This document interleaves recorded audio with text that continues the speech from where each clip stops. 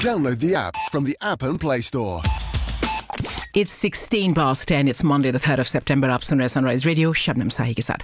Now, we already have a very, very special guest in the studio, but let me just remind my listeners, if you have missed this on breakfast this morning, I've been talking about it as well.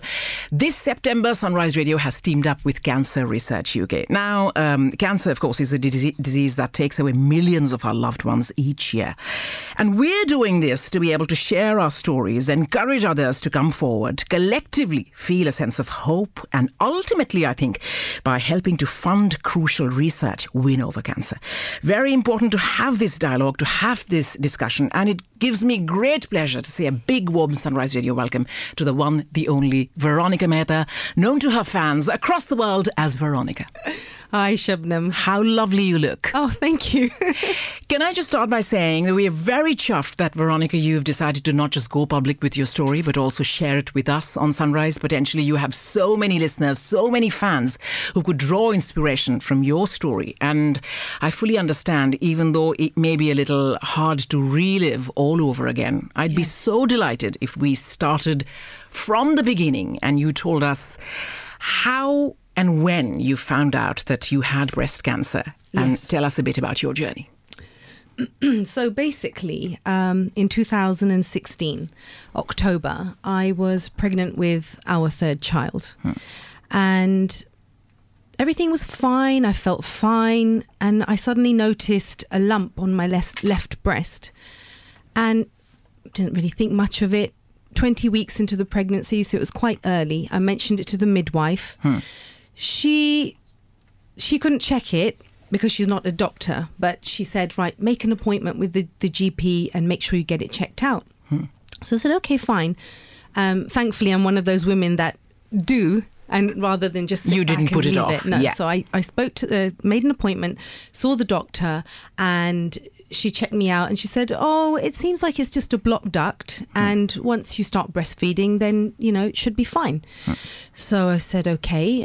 She goes, but keep an eye on it, and if anything, doesn't seem right or it gets more painful, then possibly, just come back. So I left it, and it must have been another 4 weeks went by, and then I mentioned it to my husband that, you know what, this is actually getting very painful, but what do you think I should do? And he said, you know what, we've got an obstetrician's appointment this morning. Let's mention it to her. Did that, and she looked at me immediately. I could see alarm bells were going off. She had to refer me back to my doctor. Long story. My doctor then said, oh, maybe you need antibiotics. So at this point I said, I'm so sorry, doctor. I don't mean to tell you how to do your job, but can you please just send me for some kind of thorough check? So they did, went for a proper scan, a biopsy, and by the time I was 35 weeks pregnant, I got called in and they said, Veronica, we would like to tell you that your results are a complete surprise and that you have grade 3 breast cancer. And this is the 3rd trimester of your pregnancy, right? Yes, I was 35 weeks. I was literally, 5 weeks away from delivering my baby. Even though cancer is something that we've all been touched by in one way or the other, we always think of it as something that happens to somebody else, not to us, right? Absolutely. How did you face it? Because I'm guessing that you must already be going through a lot in terms of having 2 young daughters, expecting your 3rd baby. Yes. Already you are in a position where there's a lot going on in your life. Yes. Right? To be told that, where do you go from there? I'm not unable to even frame my question. What was your first reaction? Honestly, my first thing, I didn't even react. My husband actually broke down, but I didn't react. And I think I actually just felt like I'd been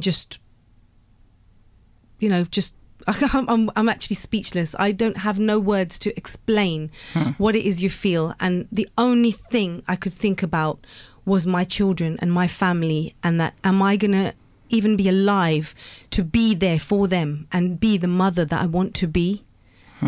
So it was extremely difficult. let me ask you this, because in your particular scenario, there were kids involved, Yes. right? It's not just an adult finding out that you have to deal with this, but you have 2 young children, you have another baby on the way. How do you explain to young children what you're going through? Did you keep them in the loop? Did you keep them? How much of your Yes. struggle at that point did you share with your daughters, who I believe were just Yes. 4 and 6, right, at the That's time? right, yes. Very young. So young, and it was such a difficult thing to explain to them what was happening to mummy, but yet I didn't want to keep them out of the loop, because I know that they would have heard, like, family talking around them, and I didn't want that they put 2 and 2 together and make 5. So my husband and I, Bobby and I, sat them down, and we explained to them that, mummy's got some lumps in her breast, and it's going to be a long journey, but I have to get better, and I'm going to have a lot of treatment. I'm going to be going in and out of hospital. I'm going to lose my hair, and all that kind of stuff, but not all in one go. Yeah. Step by step. Yeah. And we actually, I got a lot of support from a charity called Daisy's Dream that support, young children and families that are going through terminal illness. And they were a good guide for me. They would constantly talk to me, and I'd ask them, how do I speak to my children? What do I say? How do I do this? So how does how much yeah. would a 6-year-old or 8-year-old will be able to grasp of what you're saying, Yes, right? It's the thing that you never ever in your wildest dream ever imagining, having that kind of conversation with your children. It's awful. I can only imagine. Now, Veronica, of course, the reason why you're here is because we want to talk about the next part of the journey. Diagnosis is step 1. Yes. But once you know you have cancer, what are the avenues open to you? How does the treatment unfurl? Yes. Charities like Cancer Research UK, the one that we've tied up with for the whole month, of course. Now, these are pioneers, right? Yes. They are the people who are trying to research, trying to find a cure for this.